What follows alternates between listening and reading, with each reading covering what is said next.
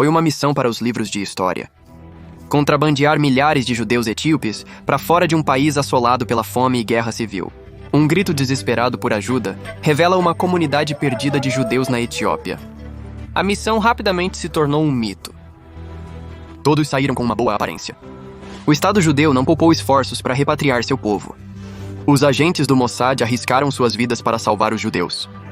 E os próprios judeus etíopes, que percorreram milhares de quilômetros pelo deserto na esperança de alcançar Sião. É uma boa história, mas também é incompleta, porque esta versão deixa de fora as promessas quebradas, os acordos secretos e a tenacidade de uma comunidade antiga diante de um perigo inimaginável. Então, o que realmente aconteceu para trazer os judeus etíopes para Israel?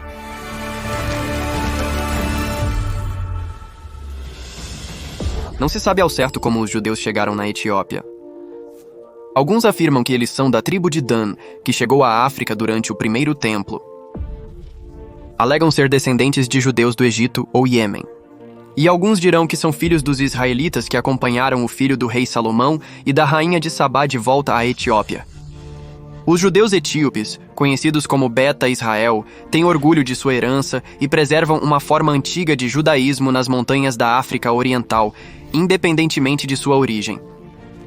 Em nossa consciência temos quem é um judeu, o que é um judeu, e nunca paramos para vê-lo na perspectiva dos judeus, em sua língua, em seu paradigma.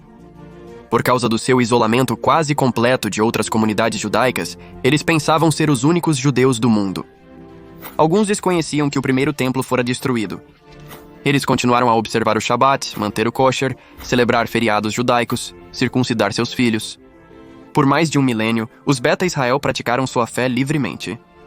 Mas quando o cristianismo varreu a Etiópia, os novos vizinhos cristãos dos Beta Israel tentaram de tudo para destruir a comunidade judaica. Massacres, conversões forçadas, escravidão e isolamento. E eles deram à comunidade um apelido feio, que os acompanha até hoje. Estranho. Invasor. É um insulto irônico para uma comunidade que viveu na Etiópia desde antes mesmo da existência do cristianismo. E sim, é um insulto, porque foi explicitamente destinado a lembrá-los de seu status como um indesejado outro. Mas o Beta Israel reagiu. A história deles é rica em lendas de poder judaico, como a história da poderosa rainha Judite, que saqueou reinos cristãos. Embora não haja evidências explícitas para a lenda de uma monarquia judaica na Etiópia, o registro histórico é claro em um ponto. Os Beta Israel eram principalmente autônomos até perderem uma grande batalha contra os vizinhos cristãos. Um espectador comparou a batalha à Masada dos Beta Israel, onde rebeldes judeus resistiram até o fim contra Roma em uma fortaleza montanhosa. Os guerreiros Beta Israel preferiram a morte à escravidão ou ao batismo forçado. Porém, os que ficaram mantiveram sua fé. Eles oraram para voltar a Jerusalém e sacrificar no templo sagrado. Essa visão os sustentou durante os 3 séculos seguintes de perseguição. Hoje vemos o sionismo como um movimento político. Mas a comunidade judaica global tem ansiado por Sião desde o primeiro exílio. Em 1855, uma pequena delegação de Beit Israel colocou essas orações em ação. Eles cruzaram o deserto até Jerusalém. Ao chegar, o pequeno grupo foi recebido por um conselho de rabinos de Jerusalém. Era para ser uma reunião de iguais. Em vez disso, para surpresa do Beit Israel, a reunião terminou com uma estranha declaração. Após discussão, os rabinos declararam o Beit Israel como judeus autênticos, entre aspas. Não é uma reunião entre, desculpe dizer, preto e branco, ou entre neo-imigrante e veterano. Esta é uma reunião entre 2 categorias, 2 modelos de judaísmo. Não dizemos que ele é autêntico e ele é mais autêntico. Somos seres humanos. Esta foi a primeira, mas não a última vez, que a comunidade Beta Israel confrontou o fato de que mesmo seus companheiros judeus poderiam vê-los como estranhos. Mesmo com a recepção estranha, os outros Beta Israel estavam determinados a alcançar Jerusalém. Mas a próxima jornada deles terminou em desastre. Muitos judeus morreram no caminho devido à fome e à doença. Jerusalém parecia mais distante do que nunca. Mas um francês visitou. Quando os primeiros judeus etíopes chegaram em Jerusalém, rabinos proeminentes começaram a chamar atenção para esta comunidade desconhecida. Quem eram esses judeus, isolados por séculos, praticando o judaísmo nas montanhas do leste africano? Uma organização judaica enviou um representante para a Etiópia. Inicialmente, o Beit Israel dispensou-o, temendo que fosse um missionário cristão enviado para enganá-los. Mas mudaram de ideia quando ele mencionou Jerusalém. Halevi voltou para casa impressionado com a profunda fé do Beta Israel. Quando ele pediu à sua organização para enviar mais recursos para a Etiópia, houve recusa. Os rabinos em Jerusalém reconheceram os Beta Israel como judeus autênticos, mas ainda os consideravam diferentes de outros judeus. Com a curiosidade saciada, a maioria das organizações judaicas prosseguiu, mas nem todos compartilhavam dessa apatia. Em 1923, um aluno de Halevi e líderes de Beit Israel criaram uma escola judaica na capital da Etiópia. Meninos e meninas correram para a escola, ávidos por absorver o máximo de conhecimento possível. Alguns deixaram suas aldeias para estudar na Europa e em Jerusalém. Gerações anteriores tentaram e falharam em retornar à Terra Prometida. Enfim, parecia que chegara a hora do Beta Israel. Por mais de 2 décadas, o Beta Israel estudou, orou e aguardou a chance de retornar ao lar. Mas a Terra Prometida lutava pela sobrevivência. O recém-criado Estado de Israel enfrentava cerco de inimigos e uma enorme onda de refugiados judeus. 2 antigos navios americanos, transportando quase 4.000 refugiados judeus, chegaram ao porto de Haifa, na Palestina. Amontoados como gado no navio enferrujado, os fugitivos concluem sua sombria jornada, iniciada em um porto do Mar Negro. Ben-Gurion sabia que o imperador etíope não queria que nenhum judeu deixasse o país. Então, para manter boas relações com a Etiópia, ele não insistiu que o Beit Israel fosse autorizado a voltar para casa. Mas ninguém perguntou ao Beta Israel o que eles queriam. Então eles tomaram a iniciativa. Alguns judeus jovens e saudáveis fizeram a árdua jornada para Israel. Mas nem todos podiam arriscar a jornada de 2.000 milhas. A perseguição aos judeus se agravava. Os Beta Israel estavam presos entre 2 escolhas muito ruins: ficar parado e sofrer, ou caminhar até Israel arriscando a vida a cada passo. Os líderes de Beta Israel imploraram ao imperador para fazer algo sobre a perseguição constante. Ele não fez. Então eles se voltaram para qualquer organização judaica que os ouvisse.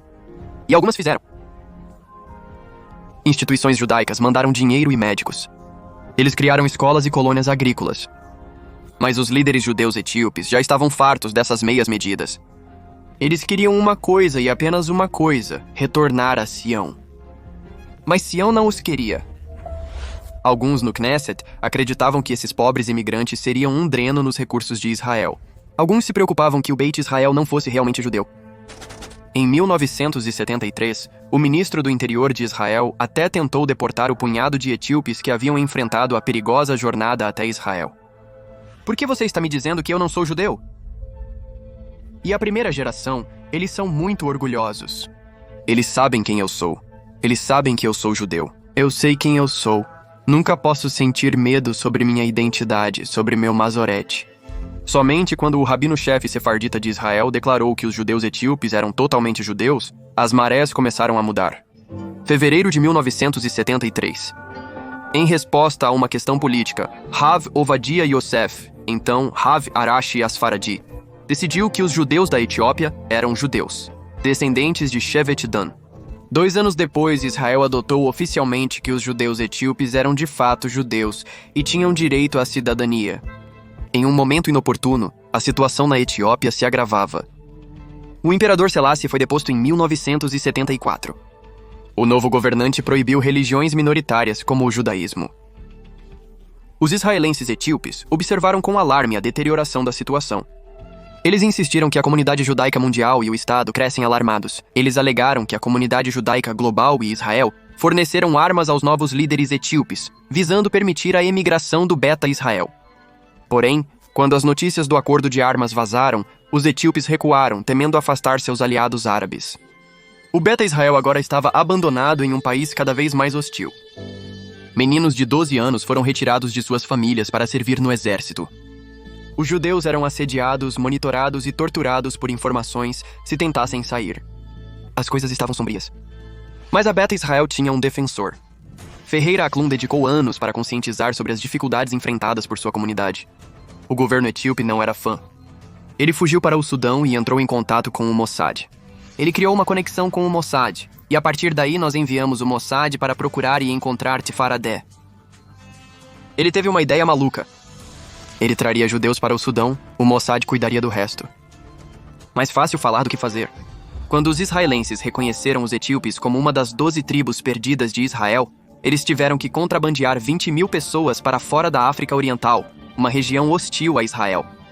Os etíopes caminharam pelo deserto africano por meses.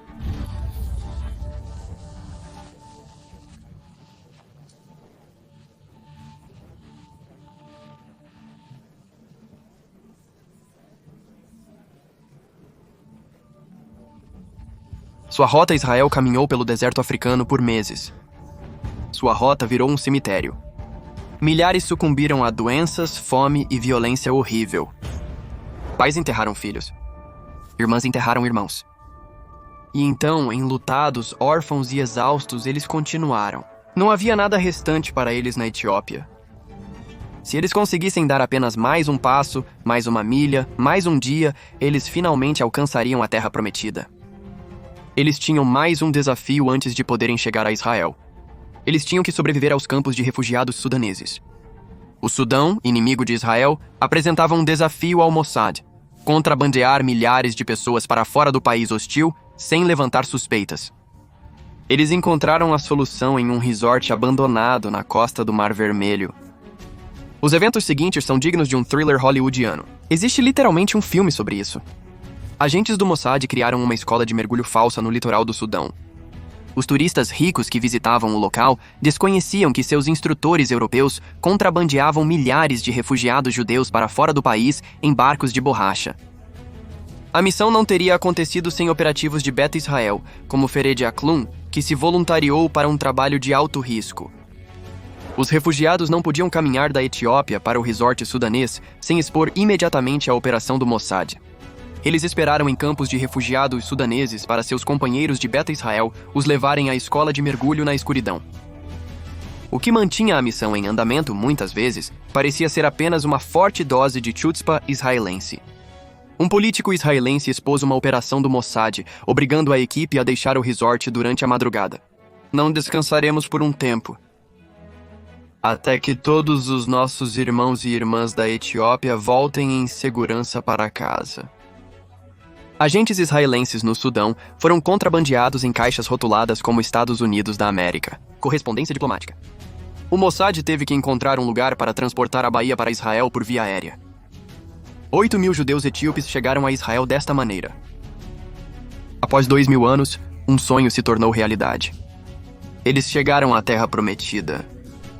No entanto, muitos Beta Israel continuaram na Etiópia, que enfrentava uma grave fome. Somente os jovens e fortes conseguiriam viajar para o Sudão. Em Israel, ficaram conhecidos como órfãos de circunstância, separados de suas famílias na Etiópia. Mas eles não eram indefesos. Com o apoio das suas famílias em casa, o governo israelense finalmente aprovou a missão. Suas famílias em casa. O governo de Israel aprovou a missão. Por 36 horas, judeus etíopes, ativistas judeus americanos e pilotos israelenses trabalharam sem parar para transportar mais de 14.000 judeus etíopes para Israel. Hoje, a história da Aliyah etíope é apresentada como um triunfo, prova da inteligência e audácia do Mossad, da insistência do governo israelense em trazer todos os judeus para casa. Porém, essa versão omite a contribuição do próprio Beit Israel. Eles se organizaram e protestaram. Eles contataram o Mossad e guiaram outros judeus pelo deserto. Eles sacrificaram tudo para chegar à Terra Santa.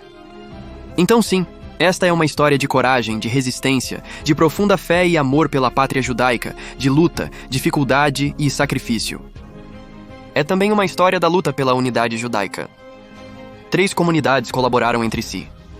O Beit HaIsrael fez todo o possível para retornar ao lar. Os judeus norte-americanos advogaram incansavelmente em seu favor. Agentes israelenses arriscaram suas vidas em território inimigo por seus companheiros judeus. A verdadeira história da Aliyah etíope começou há milênios e ainda está sendo escrita nos dias de hoje.